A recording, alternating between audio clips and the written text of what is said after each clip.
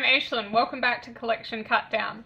We are doing another classic today. I'm sorry there's been so many lately. Affair to Remember. This one is classic melodrama weepy. It does have a happy ending though, so you know, I like those, you know that. So this is why I like this movie. I've seen it a few times and it's a really good one for me to watch when I need one of those cathartic cries. There is one particular scene towards the end that gets me every time. Obviously, I remember this one more than some of the other movies that we've seen so far. I haven't seen it for a little while, but it is one of those movies that keeps cropping up, you know, so you do keep getting reminded of it quite a bit. It stars Cary and Deborah Kerr, and they are two people who meet on a cruise ship and fall in love but aren't sure it's real, and they vow to meet again on the top of the Empire State Building at a set time, and they will know that the other person has lost interest if they don't show up. The crying moment comes when she doesn't show up and he doesn't know why, and they do come across each other again. He keeps asking why and she won't tell him, and anyway, it really gets me. I will admit I've actually been putting off watching this movie again because I haven't been in the mood for a cry. Hopefully we won't come back when I watch this again with me tear-stained black streaked down my face, because it is one of those films. This is also a really well-made film.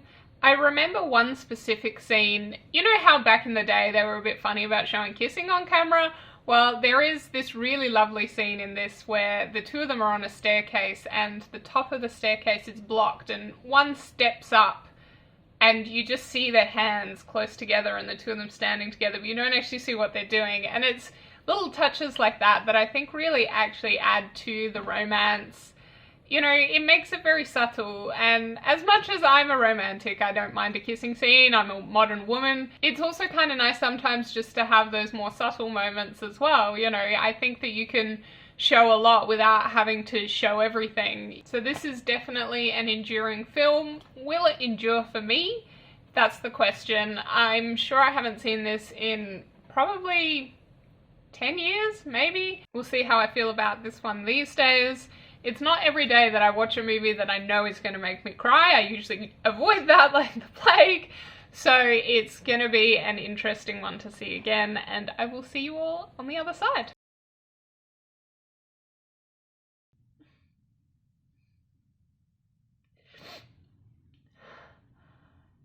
Every time.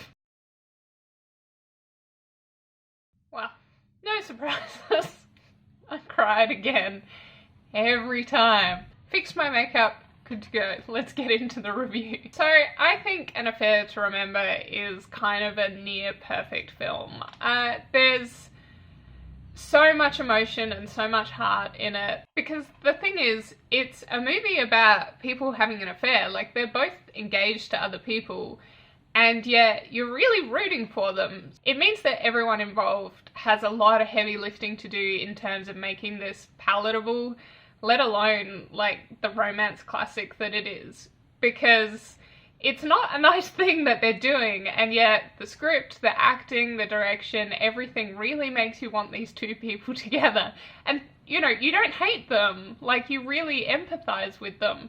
And that's a really tough thing to do. It has so much work to do and still manages to be effortless and lovely. And I get emotionally involved every time I see it. As I said, it's a film about two people who meet on an ocean liner. They're going from the UK to New York, and they're both going there to meet their future spouses, and they fall in love. Neither of them are in love with the people they're marrying. He's marrying for her money and she's marrying out of duty.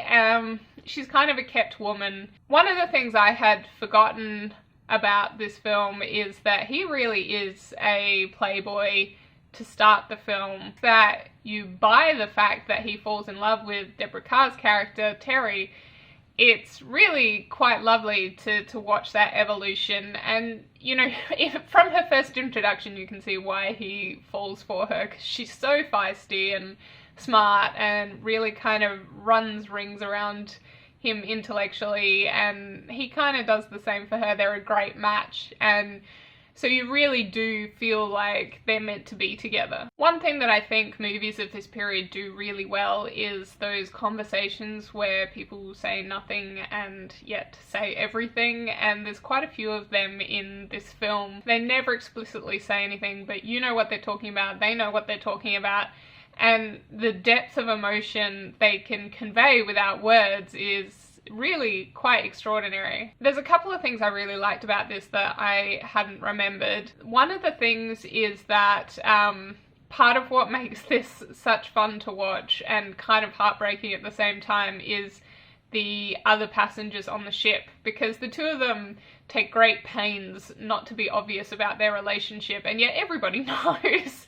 There's no secret. For example, there's a dining room scene where the two of them are like, it looks like they're having an affair even when they're trying not to look like that, and everybody's laughing at them, and it's both incredibly awkward and yet kind of sad at the same time. And then there's later on when they're docking in New York finally, and the two fiancés are on the shore waving up and they're waving back, and you know, they're having a conversation going with just their eyes going, oh, is that her, is that him? All the passengers are looking between them like it's a tennis match. So those sorts of things kind of add little details to it. And, you know, there's a lot of those touches all throughout the film, but it's just little things that really add kind of a depth and breadth to it. Another thing that I hadn't remembered and probably wouldn't have paid much attention to the first time round was that I really liked both of them had good relationship with their exes after it all kind of went wrong. He's still kind of friends with the woman. He must have dumped her off screen, but, you know, she clearly has no ill feelings. And Terry's almost husband-to-be, almost former husband-to-be, he's looking after her and friends with her too, and I really liked that there was no hard feelings. It's obvious that, you know, they kind of thought that these things happened and all that sort of stuff, and it really could have been a cause of a lot of drama. Like, the evil other woman, other man thing is such a common trope, but to have both of those relationships end on good terms, I think really speaks well to the characters and everybody involved. The highlight for me is always that final scene when it's just building and building towards the confrontation, and you keep thinking you won't get it, and then you think you will, and he's just about to leave, and finally his brain breaks through all that hurt and it starts ticking over and he starts figuring it out, and then he's still talking, and finally he goes looking for the painting that he knows a woman in a wheelchair bought, and then he sees it, and just that look on his face when he finally realizes what's happened. I cried again, as you saw. No surprise, but it's the best scene in the film. There's a lot that I love about it, and obviously it wouldn't be as powerful if I hadn't been as invested in it leading up to that moment, but it's a wonderful scene and it gets me every time. If there's one bad thing that I had to say about this film, which, you know, is a minor point in the long run, but I feel like there's too much singing for a non-musical. So Deborah Kerr couldn't really sing in real life, so she had a couple of singing scenes which were dubbed, and I don't think there's any reason why they, like, apparently Doris Day was in the running for the role, and I think she would have worked better because obviously she can actually sing. I mean, Deborah Kerr's so brilliant, so maybe not. But you know what I mean? It's like, why have the scenes if you have an actress that can't sing? I don't think they were particularly integral, but I could have dealt with that. But there are two scenes where you get a whole song from this group of children that she's, like, mentoring, singing teacher at the end, and it's like, you know, I didn't find that was useful. I didn't really need that in the film, and I think if there's one bad thing that I had to say, that would have been it, because it's a bit twee and cutesy and kind of doesn't really, for me, fit with the rest of the film that has pretty powerful emotions, because the kids don't do anything other than sing. Like, you don't really have much of a conversation with them. And maybe I could have handled one scene, but why two? Why is that necessary? I don't know. I think the verdict on this film is going to be pretty obvious. I'm keeping this one. As I said, it's one of those films that if I ever need a cathartic cry, I know I can put this on and cry and then still get a happy ending, which is, you know, a rare thing. And I really do love this movie. I think it's almost note perfect. If you like the classics, if you like romantic melodramas, this is one of the best, and I would recommend that anyone interested see it because I think it's great and it's staying on my keeper shelf. Next, we have something completely different. Air Force One.